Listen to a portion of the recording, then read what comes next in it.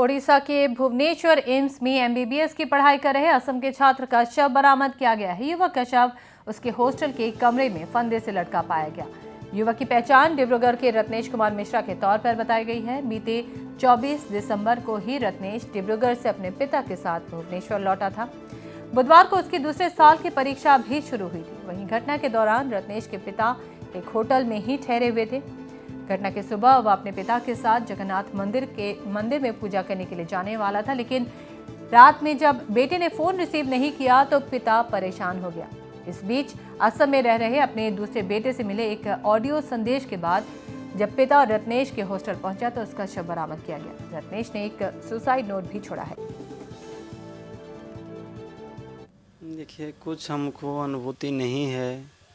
हमारा बेटा तो बहुत अच्छा से वहाँ रहता था, पढ़ता था, लिखता था। जब कभी थोड़ा भी छुट्टी होता 5 दिन 7 दिन का, हम कभी उसको ट्रेन से नहीं बुलाते, फ्लाइट से बुलाते थे। जाता था, आता, ब्रेंडेड कपड़े, सब कुछ दुनिया, कोई दिक्कत नहीं था। घर आया था वो, उसको लेके हम वहाँ गए थे। जाने के बाद जो है ना, रात को वहाँ छोड़े हॉस्टल में। हम अपने होटल में चले गए। नेक्स्ट डे हम लोग को पुरी जाने का प्रोग्राम था। नेक्स्ट डे भी 8 बजे हमको फ़ोन किया, जो चलेंगे पुरी, 1 घंटा में तैयार हो जाइए। 1 घंटा में वो नहीं आया मेरे होटल में, तो मैं 1.5 घंटे में गया। बहुत फ़ोन करने के बाद जब फ़ोन नहीं उठाया, गार्ड से पूछा, वहाँ गया, गेट पीटा। लास्ट में हम गेट तोड़ा तो देखा मेरा बेटा नहीं है, लटक गया है।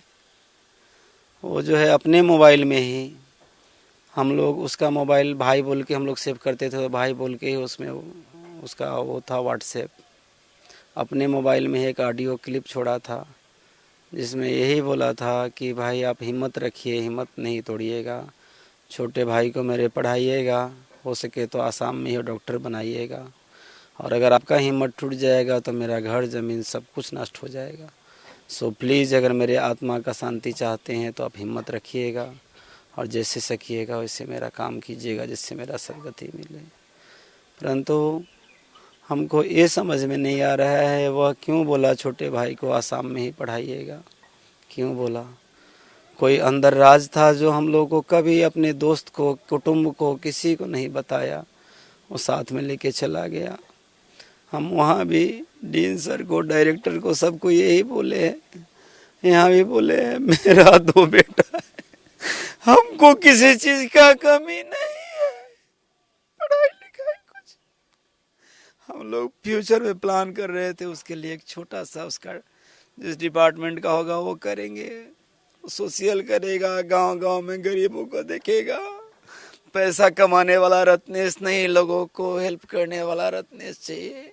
हम जिंदगी भर यही शिक्षा दिया, बेटा पैसा कुछ नहीं है, मनुष्य बनाओ। इतना ज्ञानी, इतना संस्कारी, हम क्या बोले, हमारा कोई शब्द नहीं है बोलने के लिए। कौन सा इंस्टीट्यूट था? वो एम्स भुवनेश्वर था, एम्स भुवनेश्वर था। 2022 का था वो बैच, 2nd सेमेस्टर था। बैचमेट सब बोलता था, उसका जो अंकल, जो समझ में नहीं आता, रत्नेश बोलता है ये चैप्टर पढ़ लो, इसमें से आएगा, पास हो जाओगे, हो जाता था। बैचमेट सब हमको ये बोला, अंकल किसी को कोई प्रॉब्लम है पैसे का दे देता था, रत्नेश नहीं मांगता था, लड़का हो लड़की हो रत्नेश चाहिए, कुछ है क्या, दे देता था। रत्नेश को क्या हुआ, कुछ नहीं बोला।